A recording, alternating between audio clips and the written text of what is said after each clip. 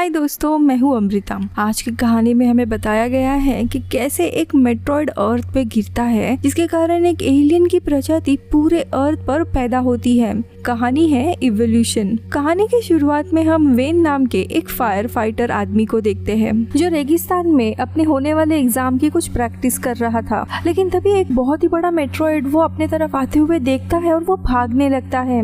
और तभी वो मेट्रॉइड एक दूसरी जगह पे गिरता है, जिसके कारण एक बहुत ही बड़ा गड्ढा बन जाता है। अब वेन कैसे तैसे वहाँ से निकलता है। अब मेट्रॉइड की ये बात साइंस के कुछ प्रोफेसर को पता चलती है, जिनका नाम था ईरा केन और हैरी ब्लॉक, और वो इस डिस्कवरी को देखने के लिए जाते हैं। उस जगह पर पहुँचने के बाद उन्हें एक टनल दिखाई देती है, जिसके थ्रू ये लोग आगे बढ़ते हैं। अब मेट्रॉइड के यहाँ आने के बाद वे लोग देखते हैं कि उसके आसपास एक ब्लू कलर का लिक्विड फैला हुआ है, जिसका सैंपल ये लोग ले लेते हैं और वापस से कॉलेज आते हैं। अब डॉक्टर ईरा इसके ऊपर रिसर्च करने लगते हैं। डॉक्टर को उस लिक्विड में कुछ डीएनए सैंपल्स मिलते हैं, लेकिन वो किसी इंसान या जानवर के नहीं थे। इससे समझ आता है कि ये एलियंस के डीएनए थे। और तभी हैरी जाकर वो डीएनए चेक करता है, तो वो देखता है कि ये ऑर्गेनिज्म जो कि पहले सिंगल सेल था, अब वो अब मल्टी सेल्यूलर बन चुका है। और किसी भी जीव की इतनी बड़ी ग्रोथ होने के लिए हजारों लाखों साल लग जाते हैं, लेकिन कुछ ही घंटों में इस सेल की डेवलपमेंट हो गई थी, जिससे वो भी हैरान होता है। अब अगले दिन और रिसर्च करने के लिए डॉक्टर ईरा और हैरी अपने कुछ स्टूडेंट्स के साथ गुफा के अंदर वापस जाते हैं, लेकिन अब तक वहाँ का पूरा एनवायरनमेंट बदल चुका था। इसके साथ वहाँ पे बहुत ही ज्यादा कोहरा भी था। डॉक्टर ईरा समझ जाते हैं कि ये पूरा एनवायरनमेंट एलियंस ने बदला है, ताकि वो अर्थ के वातावरण में जिंदा रह सके। आसपास छोटे छोटे काफी क्रीचर्स भी थे, और डॉक्टर ईरा जब एक क्रीचर को उठाते हैं, तो जैसे ही ऑक्सीजन के कांटेक्ट में आने के कारण वो मारा जाता है। अब डॉक्टर ईरा और कुछ क्रीचर और उस कोहरे को एक जार में बंद कर लेते हैं, लेकिन तभी वो देखते हैं कि क्रीचर ने खुद को मल्टीप्लाई किया है। अब ये लोग गवर्नमेंट को ये सारी चीजें ना बताने का सोचते हैं, वरना वो इस सारी चीजों का क्रेडिट ले लेंगे। वही दूसरी तरफ हम वेन को देखते हैं। एक कंट्री क्लब में काम कर रहा था, क्योंकि मेट्रॉइड गिरने के कारण अगले दिन वो फायर फाइटर के प्रैक्टिकल एग्जाम में फेल हो चुका था, इसीलिए उसे अब यहाँ पे काम करना पड़ रहा था। अब यहाँ पे काम करते वक्त एक दिन वेन को टैंक में एक अजीब सा एलियन क्रीचर भी दिखाई देता है, जिसे देखकर वेन बहुत ही ज्यादा डर जाता है और जल्दबाजी में वो बिना कुछ कहे वहाँ से भाग जाता है। यहाँ पे डॉक्टर ईरा और डॉक्टर हैरी को समझ आता है इन एलियंस की ग्रोथ बहुत ही फास्ट हो रही है, और इसीलिए अब वो वापस से गुफा में जाने का सोचते हैं, ताकि अब वहाँ का एनवायरनमेंट कैसा है वो देख सके। लेकिन तभी उन्हें समझ आता है कि यूएस मिलिट्री के लोग वहाँ पे पहुँच गए थे और सारी जगह को सील कर दिया था। लेकिन तभी डॉक्टर ईरा एक सोल्जर से कहती है कि हमें तुम्हारे सुपरवाइजर से मिलना है, और इसी के चलते उन दोनों को अंदर जाने की इजाजत मिलती है। अब यहाँ पर ईरा और हैरी आकर जनरल रसल से मिलते हैं। दरअसल डॉक्टर ईरा पहले मिलिट्री के लिए ही काम करते थे, और जनरल रसल उसी के बॉस थे। अब यहाँ पर जनरल रसल डॉक्टर ईरा और हैरी को काफी डांटते हैं, क्योंकि उन्होंने गवर्नमेंट से इतनी बड़ी बात छुपाई थी। और तभी वहाँ पर डिजीज कंट्रोल डिपार्टमेंट से डॉक्टर एलिसन आती है, जो डॉक्टर एरा को देखकर बहुत ही ज्यादा गुस्सा होती है और कहती है कि आपको मुझे भी इन्फॉर्म करना चाहिए था इसके बारे में। अब यहाँ पे मिलिट्री और रसल इन दोनों को भी अपनी रिसर्च कंटिन्यू करने के लिए मना कर देता है, क्योंकि अब ये सारा एरिया मिलिट्री के अंडर आ गया था। और इसी के चलते डॉक्टर ईरा और हैरी मिलिट्री के इस डिपार्टमेंट के ऊपर केस कर देते हैं। अब कुछ समय के बाद हम कोर्ट रूम में देखते हैं, जहाँ पे डॉक्टर ईरा और डॉक्टर हैरी जज से कहते हैं कि एलियन की खोज हम दोनों ने की थी और हमें हमारी रिसर्च पूरी करने दी जाए। लेकिन तभी दूसरे पार्टी से डॉक्टर एलिसन आती है, और वो जज से कहती है कि जब डॉक्टर ईरा मिलिट्री में थे, तब उन्होंने एंट्रैक्स नाम की एक बीमारी के लिए वैक्सीन बनाई थी, लेकिन इस वैक्सीन का सोल्जर पर खराब असर भी पड़ा था, जिसके कारण डॉक्टर ईरा को मिलिट्री से निकाल दिया गया था। यानी कि उनकी रिसर्च कई बार गलत भी हो सकती है। इसीलिए जज डॉक्टर ईरा को ये रिसर्च कंटिन्यू करने से मना करते हैं, और उसके साथ साथ आर्मी वाले चोरी करके उनके लैब से सारा सामान भी लेकर जाते हैं। और इसीलिए ये दोनों सोल्जर के कपड़े पहनकर मेट्रॉइड के साइट पर जाते हैं। उन्हें पता चलता है कि एलियन का एनवायरनमेंट और भी खतरनाक हो गया है, इसीलिए ये लोग हैजमैट सूट पहनकर गुफा में आते हैं। अंदर सब कुछ बदल चुका था, जहाँ पे इन्हें कई एलियंस के इंसेक्ट और एलियन पौधे दिखाई देते हैं। वही डॉक्टर एलिसन इन दोनों को भी कैमरे में देख लेती है और 2 सोल्जर्स के साथ वहाँ पे चली आती है। वही इस बातचीत के दरमियान एक एलियन इंसेक्ट हैरी के सूट फाड़ कर उसके शरीर में चला जाता है, जिसके कारण हैरी को हॉस्पिटलाइज किया जाता है, जिसपे सर्जरी करके हैरी के शरीर से वो एलियन निकाला जाता है। अब वही सीन शिफ्ट होकर वेन की तरफ मुड़ता है, जो एक पार्टी में सर्व कर रहा होता है और तभी एक कपल बाहर लेक के पास होते हैं। उस आदमी के कपड़ों पे ड्रिंक गिर जाता है, इसीलिए वो उसे धोने के लिए लेक के पास जाता है, लेकिन तभी उसके ऊपर क्रोकोडाइल जैसे एक एलियन का हमला होता है और वो वहीं पे मर जाता है। वो औरत ये नजारा देखकर काफी डर जाती है और उसकी चीख से सारा क्राउड वहाँ पे आता है और उस एलियन को पकड़ने के लिए जाते हैं, लेकिन वो एलियन क्रीचर जैसे ही पानी से बाहर आता है वो उधर ही मर जाता है। अब अगले दिन वेन उसी क्रोकोडाइल लाइक एलियन को डॉक्टर ईरा के पास लेकर आता है और उन्हें बताता है कि ये एलियन जैसे ही मिट्टी में आया वो मारा गया।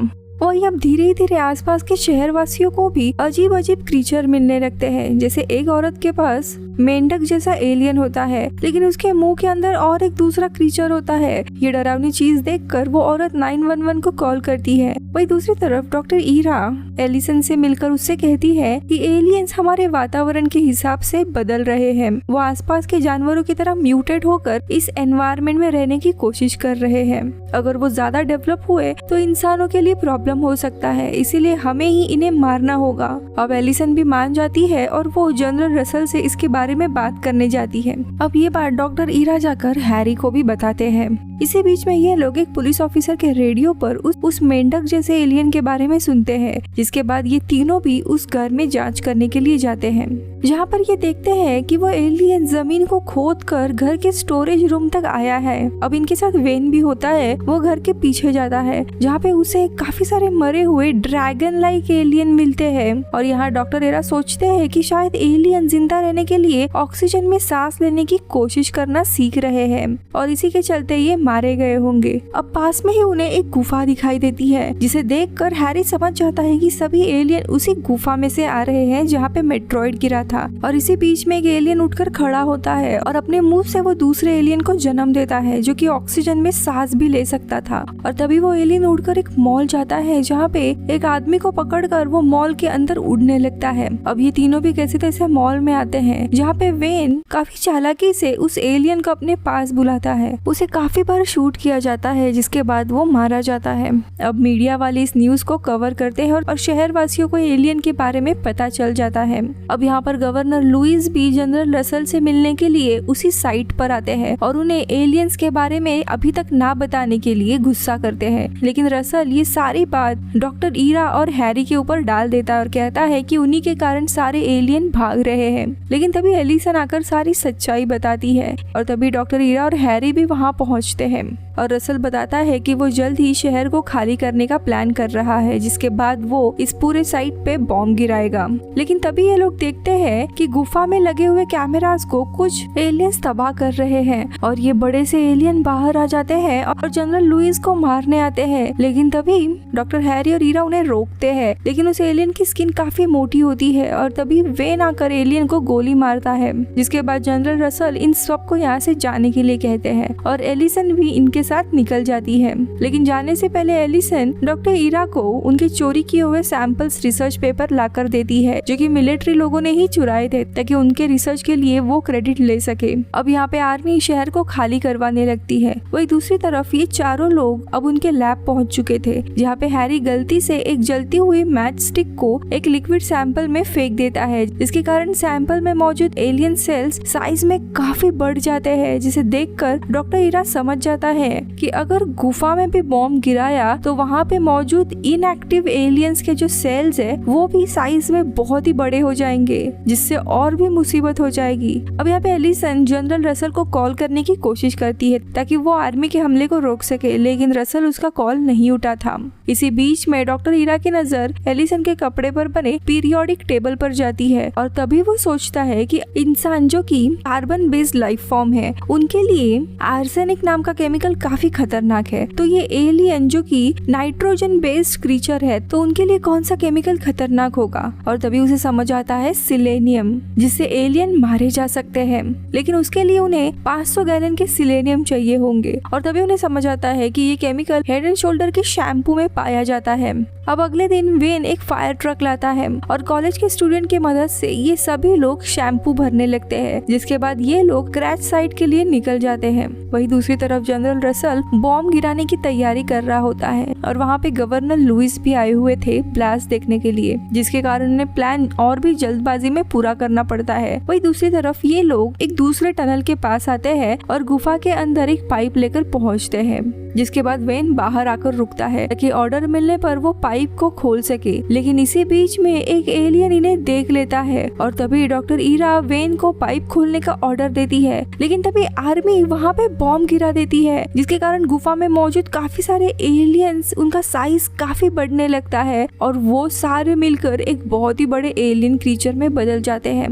आर्मी फिर इस एलियन क्रीचर पर गोलियां चलाती है, उसका कोई भी असर नहीं होता और ये एलियन क्रीचर भी 1 से 2 में डिवाइड होने लगता है। लेकिन तभी एलियन क्रीचर के नीचे का हिस्से में एक होल दिखता है, जहाँ पे ये लोग फायर ट्रक से जाकर उस होल के जरिए शैम्पू को अंदर फेंकने लगते हैं। हैरी गलती से उस होल के अंदर चला जाता है, पर डॉक्टर ईरा किसी तरह उसे बाहर निकालते हैं। वही इस शैम्पू में सेलेनियम होता है, जिसके कारण इस एलियन क्रीचर का शरीर फटने लगता है और देखते देखते पूरा एलियन तबाह होने लगता है और फाइनली ये सारे एलियन उस सेलेनियम के कारण डिस्ट्रॉय हो जाते हैं। ये देखकर सभी लोग खुश हो जाते हैं और वही इस सीन के बाद डॉक्टर ईरा और डॉक्टर एलिसन एक दूसरे को किस करते हैं। वही गवर्नर लुइस भी मीडिया को बताते हैं कि कैसे डॉक्टर ईरा और उनके ग्रुप ने शैम्पू की मदद से एलियन को खत्म कर दिया था। और मूवी के अंत में डॉक्टर ईरा, हैरी और वेन तीनों भी उसी शैम्पू का ऐड कर रहे होते हैं और इसी के साथ ये मूवी खत्म होती है। Bye bye.